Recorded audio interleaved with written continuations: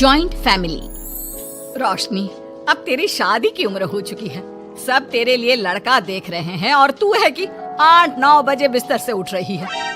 Mummy, क्या आप भी सुबह सुबह ज्ञान दे रही हो? सोने तो दो कम से कम। क्या करें, अब तेरी हरकतें ही ऐसी हैं। चल अब बिस्तर छोड़ और मेरे साथ खाना बनाना सीख। ना, मैं नहीं बना रही खाना वाना। आप प्लीज जाइए ना यहाँ से। रोशनी की बातों से निराश होकर निशा वहाँ से चली जाती है। निशा, तुम रोशनी को घर का कामकाज क्यों नहीं सिखाती? अगर यही हाल रहा फिर तो 2 दिन में उसके ससुराल वाले उसे यहाँ छोड़कर चल देंगे। मैं तो बहुत कोशिश करती हूँ उसे घर की जिम्मेदारियाँ सिखाने की, लेकिन वो मेरी सुने तब ना। आप तो जानते ही हैं ना कि वो कितनी जिद्दी है। हमें निशा के लिए एक ऐसा लड़का ढूंढना होगा जिसका भरा पूरा परिवार हो। सास ससुर से लेकर जेठ जिठानी देवर ननद सब हो। यहाँ ना सही, लेकिन शादी के बाद उसे वहाँ अपनी जिम्मेदारियों का एहसास जरूर होगा। कुछ दिनों के बाद रोशनी का परिवार उसके लिए लड़का देखना शुरू कर देता है और एक दिन चिराग नाम का लड़का रोशनी को देखने अपने परिवार के साथ उसके घर पहुंच जाता है। देखिए भाई साहब, मैं पहले ही आपको बता देती हूँ, हमारा परिवार बहुत बड़ा है, इसलिए अगर आपकी लड़की हमारे घर की जिम्मेदारियाँ बिना ना नुकुर के उठा सकती है, तभी हम ये रिश्ता पक्का करेंगे। अरे ये भी कोई बोलने वाली बात है बहन जी। हमारी रोशनी आपके पूरे परिवार को बैठे बैठे खिला सकती है। इतनी जिम्मेदार है मेरी बेटी।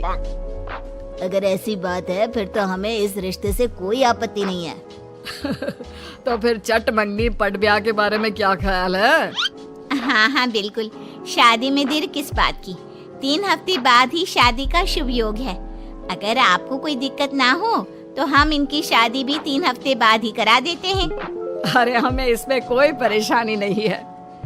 इस तरह दोनों परिवारों में शादी की तैयारियां शुरू हो जाती है और कुछ ही दिनों बाद रोशनी की शादी चिराग से करा दी जाती है।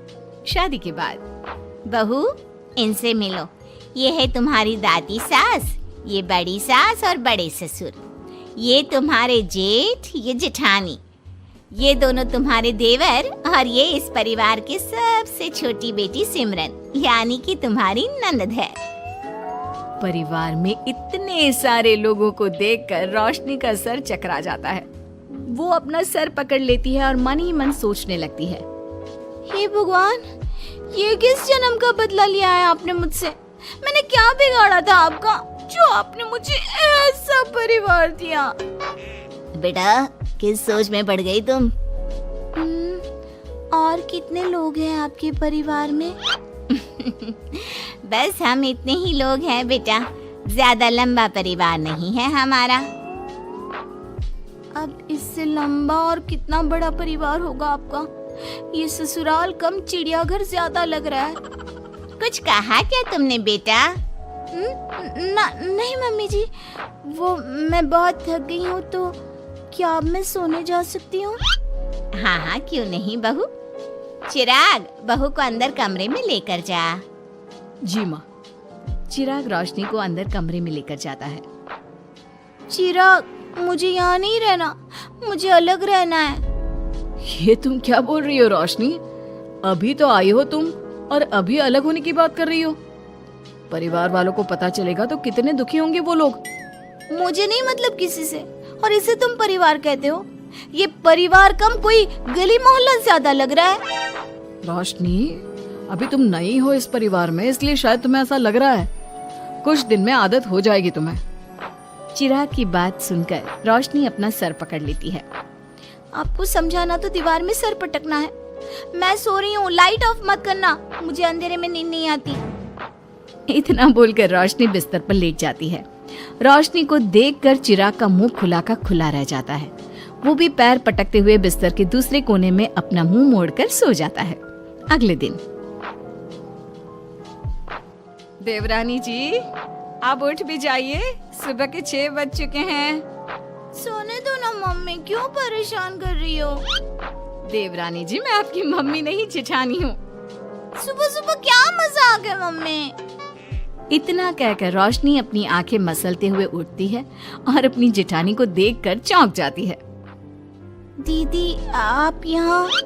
पिछले 1 घंटे से तुम्हें उठा रही हूँ, लेकिन तुम हो कि अब उठ रही हो? लेकिन अभी तो सिर्फ 6 बज रहे हैं, आपने मुझे उठाया क्यों? वो इसलिए क्योंकि आज तुम्हारे इस घर में पहली रसोई है, तो खाना आज तुम्हें ही बनाना होगा ना। क्या? मुझे पूरे मोहल्ले के लिए खाना बनाना पड़ेगा? नहीं रोशनी, तुम्हें पूरे मोहल्ले के लिए नहीं, सिर्फ परिवार के लोगों के लिए ही खाना बनाना है। आपका परिवार किसी मोहल्ले से कम है क्या? कुछ कहा क्या तुमने? हाँ नहीं दीदी, आप चलिए, मैं अभी फ्रेश होकर आती हूँ। आरती वहाँ से चली जाती है, जिसकी थोड़ी देर बाद रोशनी भी रसोई में जाकर मजबूरी में सबके लिए खाना बनाने लगती है। पूरे 2 घंटे मेहनत करने के बाद उसका खाना बनकर तैयार होता है। वाह बहू, खाना तो बड़ा स्वाद बना है। सच में बहू, तुमने भले ही बहुत देर लगाई खाना बनाने में, लेकिन खाना बहुत स्वादिष्ट बना है। आपके हाथों में तो जादू है देवरानी जी। मैं तो कहती हूँ अब से रोज आप ही खाना बनाया कीजिए, क्यों मम्मी जी?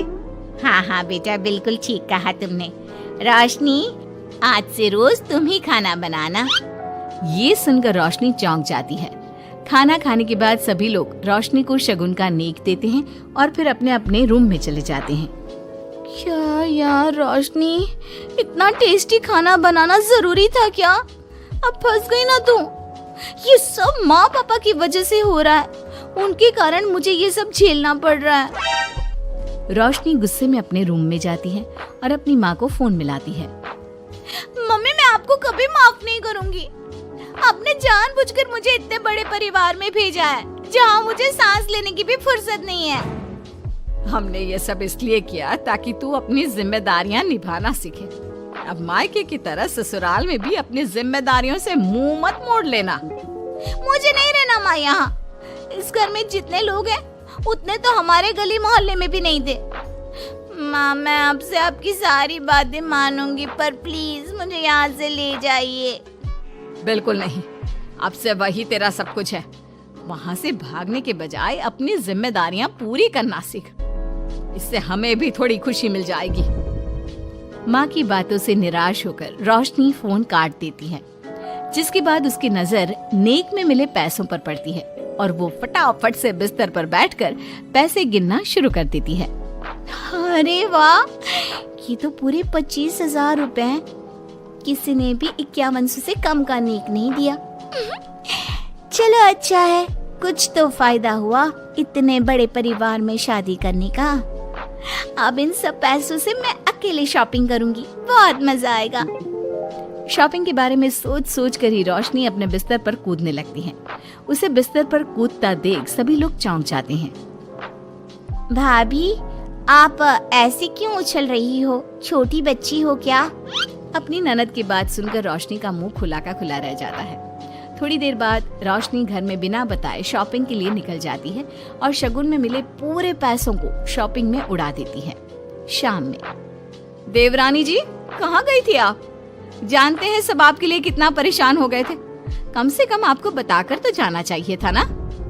सॉरी दीदी, मैं आप लोगों को बताना भूल गई। वैसे इतने सारे बैग किस चीज के हैं? तुम शॉपिंग करने गई थी क्या?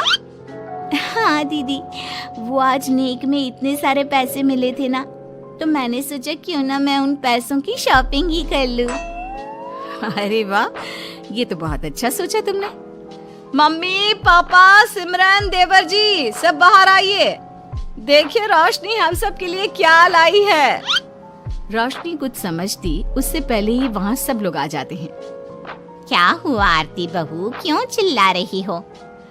अरे देखिए ना माँ, रोशनी हमारे लिए शॉपिंग करके आई है। वो देखिए, रोशनी हम सब के लिए कितने कपड़े लेकर आई है। आरती की बात सुनकर रोशनी के पैरों तले जमीन खिसक जाती है। उसके मुंह से एक शब्द तक नहीं निकलता। सच में भाभी, आप कितनी अच्छी हो। बेटा, हम सबके लिए तुझे खरीदारी करने की क्या जरूरत थी? अभी तेरी नई नई शादी हुई है, तुझे अपने लिए लेना चाहिए था ना। एक काम कर, ये सारे कपड़े तू ही रख ले, किसी को कुछ देने की जरूरत नहीं है। चलो, कोई तो समझदार है इस घर में। वाह भाभी, कितनी सुंदर ड्रेस है। ये शॉर्ट ड्रेस मुझे पता है आप मेरे लिए ही लाए होंगे, है ना? इसे मैं रख लेती हूँ। माँ, रोशनी इतने प्यार से सबके लिए कपड़े लेकर आई है, हमें मना नहीं करना चाहिए। तू सही बोल रही है बेटा, उसका मन रखने के लिए मैं ले लेती हूँ 1-2 साड़ियाँ। रोशनी झूठी मुस्कान लिए खड़े होकर सब देखती रहती है। देखते ही देखते उसके लाए सारे कपड़े घर वाले आपस में बांट लेते हैं और अब सिर्फ एक रुमाल को छोड़कर उसके पास कुछ नहीं बचता। अब ये रुमाल भी क्यों छोड़ा, इसे भी ले ही लेते। इतने में ही सिमरन रोशनी को आवाज देती है। भाभी, वो गलती से रुमाल रह गया है, क्या वो मुझे मिल सकता है? रोशनी वो रुमाल भी सिमरन को दे देती है। इतनी मेहनत से मैंने ये सब कुछ लिया था, लेकिन इन लोगों से मेरी खुशी बर्दाश्त नहीं हुई, कुछ भी नहीं छोड़ा। थोड़ी देर बाद रोशनी का पति भी वहां आ जाता है। मैंने सुना है आज तुमने सभी के लिए खरीदारी की है। तुम मेरे लिए कुछ लेकर नहीं आई? बस फिर क्या था, इतना सुनते ही रोशनी का पारा हाई हो जाता है और वो चिराग को घूरने लगती है जिससे चिराग डर के मारे वहां से खिसक जाता है। हाय रे, फूटी किस्मत मेरी, जो ये जॉइंट फैमिली मेरे मत्थे चढ़ी।